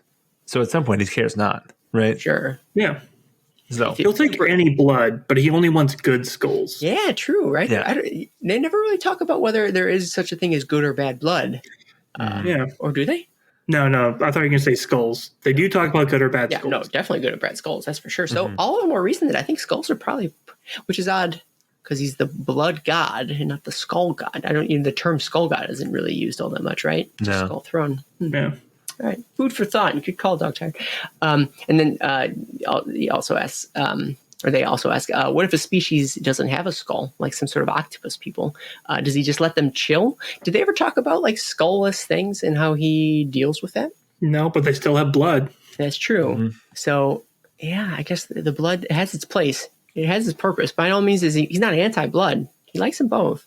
No. well, I guess it comes down to what do you classify as a skull, right? Does it have to be a head? Or does it have to be like the place where the brain is? Does it have to be bone? Does it have to be bone? That's a good question. Right? Like, I mean, Well- do you have a bunch of shark's teeth? Or like Why does shark it have to be heads? bone? Because I bet he would take a skull from like what's the ogre mount thing that's really made of stone? Stonehorn. Oh, Stonehorn, Like, yeah. aren't- Oh, yeah, aren't their he'll take heads made that. of rock? Oh, yeah, he'd totally take that. Yeah, that's his for sure. I mean, like, so the Idoneth have sharks, right? Like, you would totally take a shark skull. Like, who wouldn't want a shark skull hanging in their boudoir? Yeah, And that's technically cartilage. It's not bone. Nothing gets me going more than shark head. true. All right, what's your tangent, Will? Well, my tangent is like, let's take it a step further. People who don't have skulls or blood, Night Haunt. He's still not going to let them chill because they're in the way of him getting other skulls and blood, True. and he hates Nagash, so he's going to fight him anyways. I don't think anyone is really kind of safe from Yeah, Khorne getting what he wants. no one's chilling.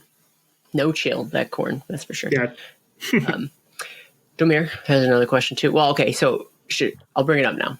Patron of the show, Domir. That was fun. We were having fun with the skulls and blood thing, but this is a serious one, guys. Let's put our serious faces on. Domir asks, after all the things we've talked about, does Khorne have compelling stories? What do you guys think? Do you think the Khorne stories are compelling? Think about the stories we've talked about in this book, maybe stories that you've experienced outside of this book. Do you think Khorne is a compelling, storied individual or his faction? I know he can be. I've read a few that are. I don't think there are many in this battle tome that fit that criteria. Like, Korgus Cool is a compelling character. We kind of talk about how silly the story of the Orb Infernia was. Not the most compelling thing, but like, there are compelling characters, and there is the capability of those characters having stories that are compelling. And I think that is more in Black Library purview than it is something you'll find in one of these books. Nice. And we'll talk about Black Library in just a mere moments. It's literally the next thing on my list. Paul, do you think Khorne has compelling stories? Again, I think the Black Library stories are super compelling. I think this is something we'll talk about, I think, when we talk about the Battletome itself, is that putting Khorne in a book by itself, as opposed to within the other four gods, really limits the different ways that you can attack the story. And so, like Khorne would attack a story. Aha. The individual stories themselves, I think, are relatively compelling, and I enjoyed them. But like reading them all together, it's not that they're not compelling; it's that there's not a ton of variety. And so it's harder to judge what is compelling and what is not, because you're reading the same kind of idea back and forth. And so it's hard for me to say that the stories are super compelling, because it is a lot of murder, a lot of skulls, a lot of death, right? So, yeah. Sure. I don't have too much more to add other than what you guys just said. So, like, in reflection on some of the stories that are like earlier in this book, in terms of like the timeline and stuff, it was a lot of Khorne found this other faction and then he killed that other faction. Didn't even spend a lot of time like getting creative with that other thing. A lot of times those short stories in the timelines, it's, oh, here's this unique take on whether it's the faction in the book or the enemy of the faction in the book, and here's how what they dealt with this new unique thing that we've never seen before. It's a lot of times in the Battletomes, it's an opportunity for things to get wacky, for like things you've never seen before, and it's you can't dedicate words to it elsewhere. So here's where you do it, where you can really shake off the chains. You didn't really see that in this book all that much, and I think that's because it's Khorne. I don't think it was like just that author of that day didn't feel like getting wild. I think it was just the nature of writing a Khorne book, and so I think it's harder to tell compelling stories with Khorne. This Battletome being an example of that, but it's not impossible.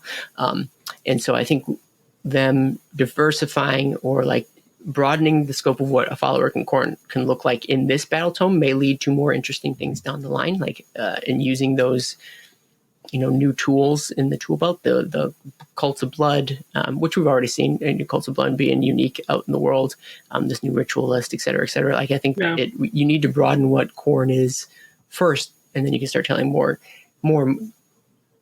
interesting stories going forward, which is not to say that they don't exist already, which then is going to be my lead into, we had mentioned Black Library and the opportunity for interesting Khorne stories. It sounds like we might have some examples. Did you guys have any particulars that come to mind? Black Library, interesting Khorne stories that you think the listeners should check out? Yeah. So the newest one, especially should be familiar for those who listened to our previous episode, is God Eater's Son. Mm-hmm. Not saying that this is a book that is about Khorne necessarily, but is a story about a dude dealing with chaos, and Khorne just happens to be like one of the main gods that are talked about, and you see several different types of followers of Khorne, and they all don't like each other because they feel like, well, you're worshiping Khorne wrong, which is a super cool take to see, like, to see people who worship the same God, but looking at it from different perspectives, and how it's not all people foaming at the mouth just looking for a reason to kill. There's more depth to it, which is really nice. No parallels to real life at all. Not to be found there. So it's very interesting. Paul, did you have any Black Library stories you wanted to? I have to echo God Eater's Son, not only because I just read it, but because it made the most compelling why you would become chaos, but also like, I mean, it's hard when you talk to the author and like get his opinions on it, and then you read it and you're like, oh, I see everything that you did, and you did it super fun and super well. And because we talked about it beforehand, I was able to notice that while I'm reading, right? So Yeah, I would definitely What you're saying recommend is Guided we should do more author interviews then, is what you're saying, because it seems to enrich Yes. the reading experience, Oh, perhaps. absolutely. I agree. Also, I like it on the cover of the book. The main character, held fall, has the cool mouth torso that like Corgus Cole and some of the coolest Khorne models have. Oh, So if you just like the Khorne mouth torso, it's got it on the cover, so you might as well read the whole if thing. that's your one thing, check. I mean, he looks super cool, but brushing your teeth, it's going to be kind of hard to do. I'm The just saying. all day thing. As soon as you're done, you start right over again. Need a mop.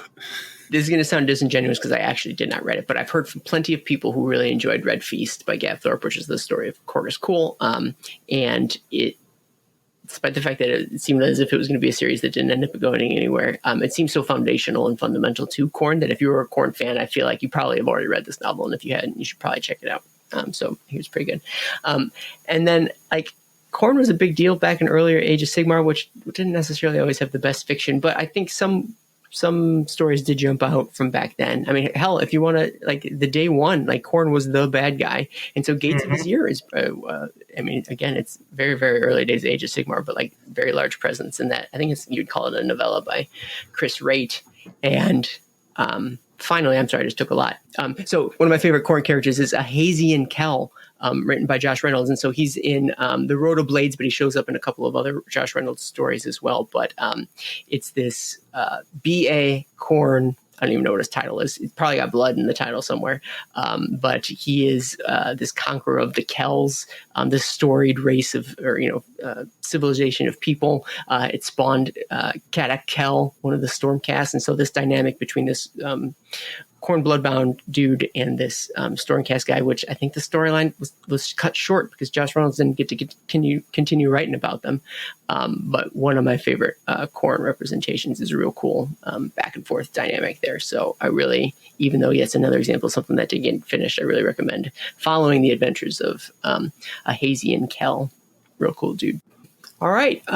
So there are compelling stories to be found with Khorne, I do believe. Now let's talk about whether or not this was a compelling Battletome. Let's focus back up on the thing that we're talking about. I would be curious to know, finally, what you guys thought about the Battletome as a whole.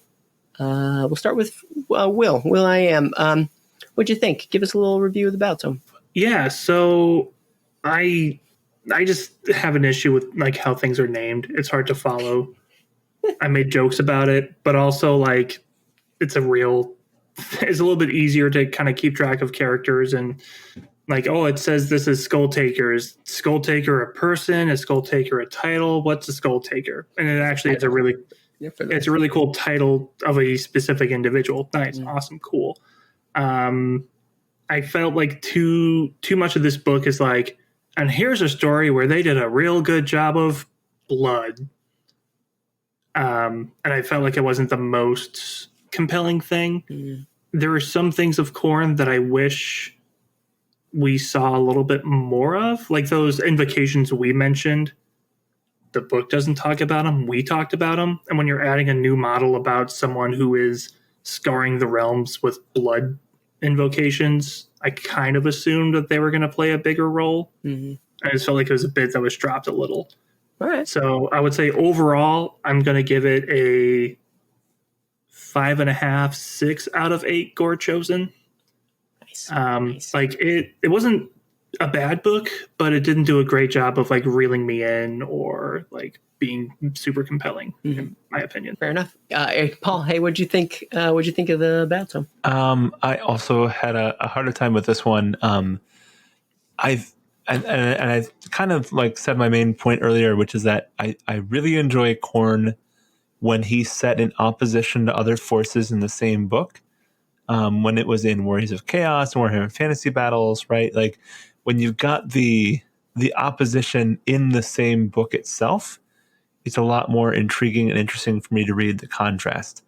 And I don't think it is a poorly written Battletome, but it's just not super compelling to me. And that being said, I've never really liked Khorne that much. I've always liked Slaanesh or Tzeentch more, or Nurgle. And so this is not the Battletome for me because I don't really care for the god himself, as it were. He can hear you. I know. And there may be a brass skull crushing my house at any moment. Can I have your stuff? Yeah. But it's not my favorite. Like everybody has their not favorite. So in 40K, a lot of people don't like Tau, or they don't like, Space Marines or whatever. So in what? They don't like what? I know, right? So this is just not my favorite. So I did read it. I did enjoy aspects of it for sure. But I probably give it about 4 of 8. So Ooh, okay. All right.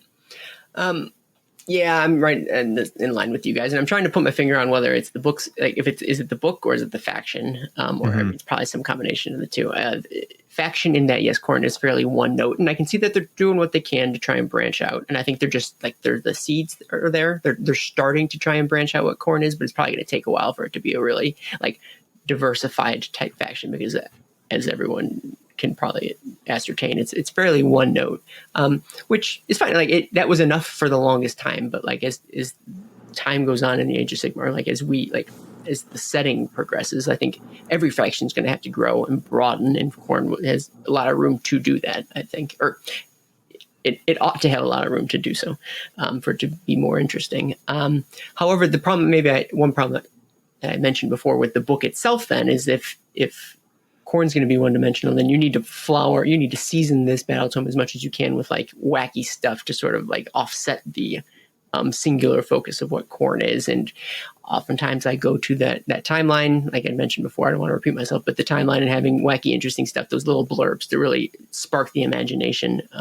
And the book didn't really go that far even. Like if you're going to put a one-dimensional army up against something very interesting, that can be compelling in its own right. Yeah. Like Paul said, like contrasting a faction against their adversaries, but even that was, they found Seraphon and they killed Seraphon. They found Fire Slayers in a mountain and they killed Fire Slayers in a mountain. That's really what it boiled down to. So even on that front, it left a little bit to be desired.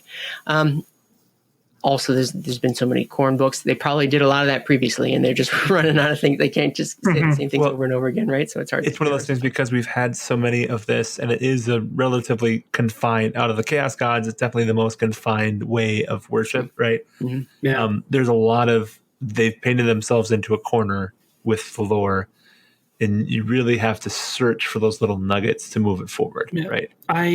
I will say, like, the reason I scored the book lower is because I feel like they have done a lot of newer things. They just weren't as prominent in the book. Things like Claws of Karanak, things like the Ritualist, the Flayed being more like worshiping and prayerful versions of Khorne. All of the pieces are kind of there, and I just personally feel like the book didn't do a great job of bringing those out. Yeah, exactly. To my point, the seeds are there. They're very clearly trying. Like these are the efforts of somebody. I think of someone who realizes that Khorne needs to branch out, and those are great ways to do so. And I think it's how do you have a battle tome that both highlights that new stuff, but ensures that like the person who's never read anything about Khorne before picks that book up and also gets caught up too, right? So like it's hard to balance that. I don't know what the right answer is or the best way to go about doing it. So yeah, I it may speak to the idea that it took us so long to do a Khorne book because I don't know anybody who was particularly excited to do the Khorne book, but we did it now. Anyways, as far as numbers go, I think I was closer to maybe not as low as Paul. I think a 5.5 and 6, and maybe I'll go to 6 because those new things existed. If those, the Ritualist, the Rondel thing, all those relatively newer things, they could have made a book that didn't have any of that, right? And didn't address those things, and then it would have been way worse for it. So the fact that they put a valiant effort into it earns it some points in my book. All right, cool. Any final thoughts before we wrap it up? No, just I hope that like down the road they add more of that stuff, or at least focus more of that stuff. I just feel like if the lens just looked at that more, my answer would be different. And so I hope down the road that they do that. I hope down the road they add Khorne Gorers. Because man, do I love it? Do I love a cycle? A set. All right. Well, with that, It's time for our reforging. With Sigmar willing, we'll be back soon. Like, subscribe, share, or leave a review. Join us on Discord, drop a tip on our Patreon. Anything you can do will spread the word of Sigmar farther than we can on our own. Chat with us anytime about your thoughts on Twitter at The Mortal Realms. And Paul, where can they find you online? At PJ Shard. And Will, where can they find you on the internet? At Age of Sever on Twitter or on the Discord as Sever. Perfect. And I'm Aaron. You can find me on Twitter at Dos Asos, and you can find all our Mortal Realms shows and content at www.themortalrealms.com.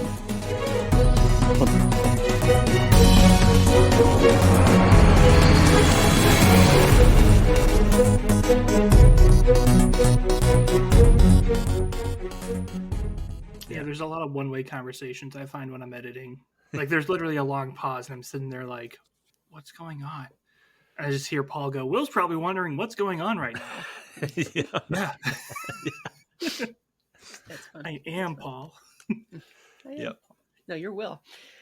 Yeah. Cool and great and cool. God, I won't be able to. I gotta do this real quick. I just want to see. Dan, get it started. We have things to do. What are you doing? I just want to see. Let's get it started. Mm-hmm. Let's get it started.